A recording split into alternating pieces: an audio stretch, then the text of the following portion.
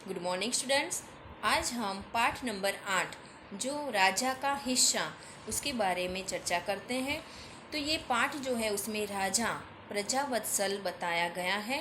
तो राजा जो है वो प्रजावत्सल है और वो पूरे राज्य में घूमकर अपनी प्रजा की कठिनाइयों का सामना करने के लिए हमेशा तत्पर रहता है। तो ये कहानी बहुत ही अच्छी और रोचक है, तो उसके बारे में हम समझ प्राप्त करते हैं। राजा भोज बड़े प्रजावत्सल थे। वे स्वयं राज्य में घूम घूम कर प्रजा की कठिनाइयों को देखा करते थे और उन्हें यथासंभव दूर किया करते थे। यानी कि राजा भोज હતા એ ખૂબ જ પ્રજાપ્રેમી હતા। તે જાતે રાજ્યમાં ફરી ફરીને પ્રજાની તકલીફોને दूर करता था। एक दिन राजा अपनी रानी के साथ रथ पर सवार होकर राज्य का भ्रमण कर रहे थे। एक दिवस राजा પોતાની રાણીની સાથે રથમાં બેસીને રાજ્યમાં ફરી રહ્યા હતા। તેઓ राजधानी गो दूर निकली गया था। उन्होंने देखा कि एक खेत में एक किसान हल जोत रहा है। लेकिन તેમણે દેખ્યું કે એક ખેતરમાં એક ખેડૂત હળ ચડાવી રહ્યો છે, મગર उसके हल में एक ही बैल है, એટલે કે તેના હળમાં એક જ બળદ છે અને બીજા બળદની જગ્યાએ તેની પત્ની હળ ખેંચી રહી છે। જે આપણે ચિત્રમાં દેખીએ છીએ કે બીજા ચિત્રમાં બળદની જગ્યાએ એની પત્ની હળ ખેંચી રહી છે। भले आदमी तुम यह क्या अत्याचार कर रहे, ये राजा बोल रहा है कि भला मानस तू आ केवो अत्याचार करी रह्यो छे।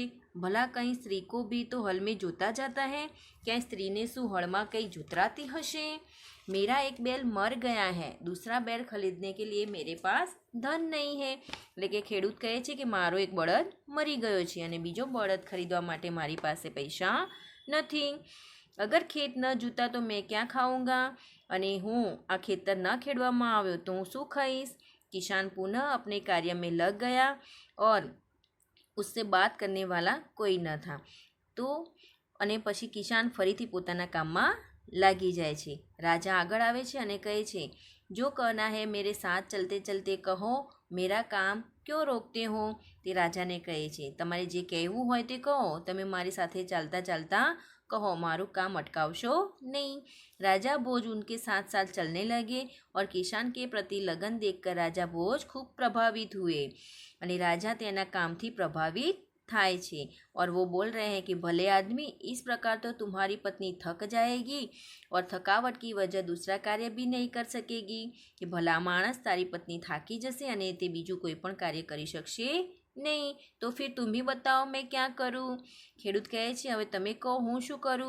तुम मेरे साथ चलो, मैं अपना बैल तुम्हें देता हूँ। राजा कहे छे, तू मारी साथे चाल, हूँ तने मारो एक बળદ आपी दो, मगर इतनी देर तो मुझे अपना काम रोकना पड़ेगा, तुम ही बैल ला दो। परंतु ત્યાં સુધી મારે મારું કામ અટકાવવું પડશે, તમે જ બળદ લાવી આપો। ખેડૂતે કહ્યું, अच्छा ऐसा करो, तुम अपनी पत्नी को रथ के पास भेज दो, वह मेरी पत्नी से बैल ले आएगी। ठीक है, तू एम कर, तू तारी पत्नी ने रथनी पासे मोकली दे અને મારી પત્ની પાસેથી તે બળદ લઈ આવશે। તું તારા હળમાં જોતરાઈ जा, રાજાએ કહ્યું। राजा भोज हल में जूत गए और किसान की पत्नी रथ के साथ चली गई। હવે કિસાનની પત્નીની જગ્યાએ રાજા ભોજ પોતે હળમાં જોતરાઈ જાય છે અને ખેડૂતની પત્ની રથ પાસે ચાલી ગઈ અને તેણે રાણીને બધી વાત કરી। અહીંયા ચિત્રમાં જો રાણી સાથે તે વાત કરી રહી છે। वह हमारे बैल के साथ नहीं दे सकेगा, इसलिए तुम दोनों बैल ले जाओ। वह एक बैल मांग रही है, लेकिन रानी उन्हें दोनों बैल दे रही है। पूरी बात सांभळीने रानी कहे छे कि तू बन्ने बळद लई जा। किसान की पत्नी, जो अगर कभी कोई दिक्कत हो तो मेरे पास आना।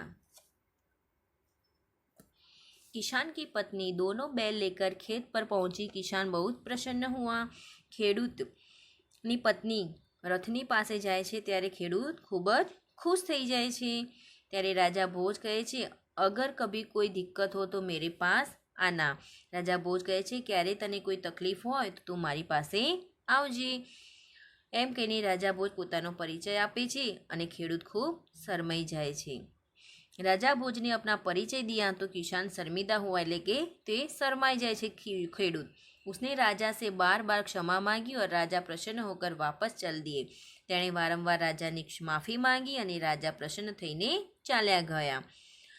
उस बार उस किसान के खेत में बहुत अच्छी फसल हुई। फसल એટલે કે પાક।